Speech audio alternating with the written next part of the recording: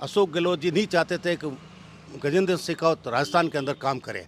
जब भी कोई परियोजना या कोई भी ऐसी योजना लाते थे ना, तो उसके अंदर कांग्रेस की एक नीति थी, उसके अड़ंगा डाल देना। और अब आपको ये इसका एलिवेटेड रोड इसी कार्यकाल के अंदर बन के तैयार होगा और जनता को राहत मिलेगी।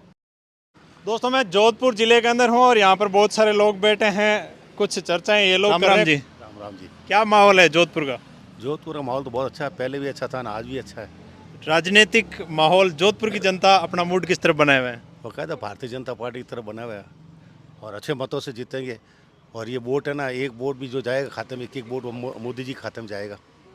जोधपुर की जनता कहीं ना कहीं एक तरफ देखती है कि स्थानीय और अपना पराया भी कई जगह पे चर्चाएं चल रही हैं।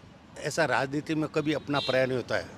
आदमी सक्षम होना चाहिए, काम करने की कार्यशैली अच्छी होनी चाहिए।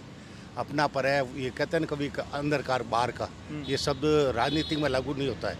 अगर सब ये पार्टी अगर सिद्धांत पर रहे ना, तो वहाँ इंडिविजुअल वहीं का कार्यकर्ता होना चाहिए, लेकिन कोई बाहर का नहीं है। जब कोई आदमी एक बस्ती में से मान लो 5-10 साल वो बाहर चला जाता दूसरे, वापिस उसका स्थायी घर वहीं है, तो वो बाहर का कैंडिडेट नहीं कहला जाता। एक दूसरा आरोप लग रहा है कि गजेंद्र सिंह जी ने जोधपुर में विकास नहीं किया। ऐसा जोधपुर का विकास माननीय गजेंद्र सिंह जी शेखावत के साथ में वो जो कार्य है, वो जल शक्ति मंत्री है और वो एक जोधपुर के मंत्री नहीं है, पूरे भारत के मंत्री है। ऐसा उस टाइम एक राजनीति की तुष्टिकरण होती थी। अशोक गहलोत जी नहीं चाहते थे कि गजेंद्र सिंह शेखावत राजस्थान के अंदर काम करें। जब भी कोई परियोजना या कोई भी ऐसी योजना लाते थे ना, तो उसके अंदर कांग्रेस की एक नीति थी, उसके अड़ंगा डाल देना। ERCP वगैरह जो भी बनानी थी, प्रोजेक्ट बनाना था, उसमें रोड जैसे ये सरकार बनी अभी राजस्थान वर्तमान में, इन्होंने अपनी कार्य प्रणाली मात्र 2-3 महीने के अंदर इतनी प्रोग्रेस बता दी। उसके बाद यहाँ भी काम होगा, काम करने की क्षमता है, भारतीय जनता पार्टी में काम करने की क्षमता है। जोधपुर की एक कहीं ना कहीं हम जरूरत देखें एलिवेटेड रोड, जोधपुर की जनता क्या चाहती है? एलिवेटेड रोड चाहती है या नहीं चाहती? नहीं, जोधपुर की जनता एलिवेटेड रोड तो होना चाहिए। आज की तारीख के अंदर जो आबादी है, जनसंख्या और जो रोड आज 50 मतलब 100 सालों से एक ही मध्य रोड बनी हुई है, उस एलिवेटेड रोड की जरूरत है जनता को, ताकि ये जनता को थोड़ा राहत महसूस हो सके। आज की तारीख में जोधपुर के अंदर 4 व्हीलर व्हीकल इतना हो गए, रोड वही है। आज की तारीख अकलिया चौराहे से लेकर जालोरी गेट, सोस्ती गेट, अगर उनको कचड़ी जाना हो, कम से कम घर से 2-3 घंटे पहले निकलना पड़ता है। इसलिए एलिवेटेड रोड बहुत ज़रूरी है। जनता को कुछ मतलब ऐसे चलती है चर्चाएं कि भाई ये एलिवेटेड रोड क्यों नहीं बना या बन नहीं पा रहा या बनेगा या नहीं बनेगा? नहीं, जनता बहुत समझदार है, क्यों नहीं बनी वो भी उनको मालूम है। ऐसा मैं यही तो कह रहा हूँ, तुष्टिकरण की राजनीति। मैं इस कार्य को, जैसे ही उन्होंने प्रोजेक्ट के लिए कुछ काम ऐसे थे, राजस्थान सरकार के अधीन था, प्रोजेक्ट बनाना सब कुछ है, उस प्रोजेक्ट को ये रोक के रख देते थे, तो वो काम की जो प्रोग्रेस है वो आगे चली नहीं जाती। जब सेंट्रल लेवल पर, सेंट्रल लेवल में अगर दोनों कहते हैं रेल के दो चाहिए, जो कहते हैं पटड़ी, दोनों समान चलेगी ना, तो काम वकायदा विकास तेजी से होगा। और अब आपको ये इसका एलिवेटेड रोड इसी कार्यकाल के अंदर बन के तैयार होगा और जनता को राहत मिलेगी। आप क्या कहते हो?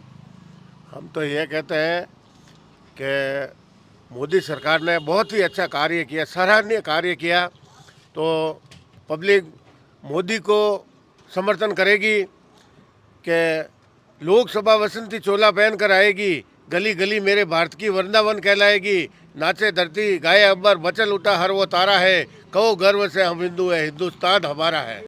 जो जोधपुर की बात है, जोधपुर में विकास का कार्य पहले भी हुआ था, लेकिन अब जो 15 सालों के 10 सालों के अंदर हुआ है, ऐसा कार्य कांग्रेस ने आज तक नहीं किया।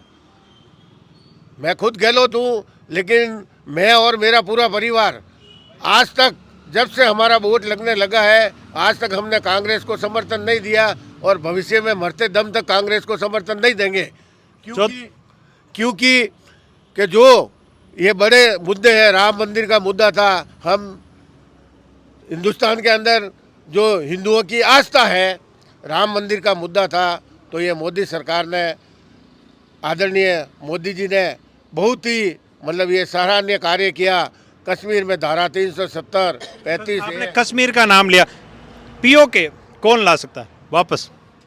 ये तो मोदी जी लाएंगे, और कौन लाएंगे? आपका क्या कहना है? आपका चुनाव युवा क्या कहते हैं? आप जो विकास की बात कहते हो ना, राजस्थान लेवल पे या जो भी है, हर एक कार्य के बंटवारा क्षेत्र होता है। जैसे नगर निगम का काम MP नहीं कर सकता, MLA का काम MP मतलब वो पार्षद नहीं कर सकता, पार्षद का काम है सफाई मूल सुविधा। अब आप ये एमपी कोई कैंडिडेट हो, आप एमपी से ये आशा नहीं रखो कि नाली साफ हुई कि नहीं हुई सर। उनका मेन मुद्दा बड़े प्रोजेक्ट, जैसे आपने अभी आप बताया कि एलिवेट रोड। अब काम है एमएलए का, जो एमएलए है वो निचले से धरातल पर नींव मजबूत करेगा तो एमपी के अंदर भावना उसका सहयोग मिलेगा, तब वो उसका कुछ एमपी की जो कार्यशैली होती है वो बड़े प्रोजेक्ट लाके, आज जितनी पाइपलाइन है नहीं है, जो भी जहाँ पानी नहीं है, मूलभूत सुविधा जीएलआर जहाँ नहीं बनी है वहाँ जीएलआर बने गाँवों के अंदर, जहाँ अभी भी हालांकि तकलीफ है पानी की, लेकिन वहाँ जीएलआर बना के उनको मूलभूत सुविधा दी जाए। पर जल शक्ति मंत्री गजेंद्र सिंह जी थे। जल शक्ति मैं यही तो कह रहा हूँ कि वो तो मंत्री थे और अभी भी हैं और आगे भी रहेंगे। मेरा कहना मतलब ये है कि वो जब काम करने का जो प्रोजेक्ट है ना, जो बनती है धारा, जैसा नगर निगम में एक प्रोजेक्ट प्रस्ताव बना के भेजते हैं राजस्थान सरकार को, राजस्थान सरकार अगर वहाँ रोक देती है तो कैसे नगर निगम का काम होगा। वैसे वैसे ऐसा स्टेट सरकार जब कोई प्रोजेक्ट यहाँ बना, वो एक बात बताओ, हम बनाते हैं या कोई प्रोजेक्ट यहाँ जाता है, वो राजस्थान सरकार रोक लेके केंद्र के अंदर में नहीं चाहिए, वो अपनी मन पॉलिसी दूसरे जैसे वो होते हैं ना संस्थाएं, उससे वो अपना फंड, जैसे आबकारी नीति है या कोई है, उसमें पैसे बढ़ा के उसमें अपना सरकार चला देती है। वो ये नहीं चाहती कि हम मोदी के नीचे जो, अब क्या डबल इंजन की सरकार है, इसलिए कार्यशैली में बहुत परिवर्तन आएगा और जनता को राहत बहुत जल्दी मिलेगी। जब जनता को राहत बहुत जल्दी मिले। युवा क्या कहता है? युवा यही कहता है कि अगर आप मैं एज ए वोटर के हिसाब से देखो या सबको देखो, जल शक्ति मंत्री की अपन बात करते हैं तो उनके पास रियल देखा जाए, भाई साहब ने कहा जो प्रॉब्लम उनको केवल एक डिस्ट्रिक्ट या स्टेट फेस नहीं करना था, उनको पूरा राष्ट्र की नीति बनानी थी। आप देखा जाए तो अंतिम छोर पे जो गांव है, आप जोधपुर की बात, अंतिम छोर पे गांव जहाँ तक उन्होंने पानी देखा है नहीं, उनके घर पे भी जल नल पहुँचा है। और जो फाउंडेशन लगती थी राज्य सरकार की तरफ से वो फ्री हुई है मामला। अब उन्होंने आते ही सबसे पहले अभी इंद्रो का गाँव पे देखी होगा, उन्होंने वहाँ भी काम किया, सालावास पिलामेंट वाले। और रही बात प्रोजेक्ट की बात करते हैं तो अपन को छोटे छोटे प्रोजेक्ट नहीं, देखो अब 500 करोड़ क्या 15,000 करोड़ के, मैं एक कार्य का वोटर के हिसाब से बता सकता हूँ कि आप देखो रेलवे का विस्तारण हो रहा है, उधर एयरपोर्ट का विस्तार हो रहा है, आपको प्रोजेक्ट छोटे छोटे एलिवेट रोड का अब जो पारदर्शिता क्लियर हुई है वो मामला भी क्लियर होगा। और रही बात, मैं अपने आप को आज़ाद मुल्क में रहते हुए भी अगर लाल चौक में अगर तिरंगा नहीं फहरा सकता तो मैं कौन से देश में आज़ाद हुआ था। आज भारत प्रधानमंत्री बनने के बाद आप अपने भारत में अपना भारत का झंडा नहीं फहरा रहते थे। अब वहाँ देखो रेसलिंग हो रही है, कार ड्राइविंग हो रही है, दोनों बहन भाई बर्फ़ के गोले से खेल रहे हैं, ये नहीं देख पाते थे आप कभी। अपन भारत में रह के अगर सुकून की ज़िंदगी नहीं जी पाते थे तो कौन से भारतीय। आज कभी हर भारत माँ का बच्चा पहले गोली चलाने के लिए पूछना पड़ता था, पाकिस्तान वालों के वहाँ वो सिस्टम नहीं था। पाकिस्तान वाले जब भी अपनी मर्जी से 200 गोली डाल देते उनको किसी को कुछ इस्लामाबाद फ़ोन नहीं करना पड़ता था। आज वही स्थिति हम भी कर रहे हैं कि गोली चलाते पूछते नहीं है कि भारत सरकार कॉल करे क्या, वो 2 गोली चलाएंगे, वो 5 गोली चला वापस चला लेते हैं। यही होता है कि अगर आज़ाद मुल्क में रहते हुए तिरंगा नहीं फहराते तो कोई आज़ादी को नहीं मानता। मैं चाहता हूँ 1947 में देश आज़ाद नहीं हुआ, मैं आज मानता हूँ अब जाके आज़ाद हुआ है देश, अब जाके देश आज़ाद हुआ है। क्या कहना आपका?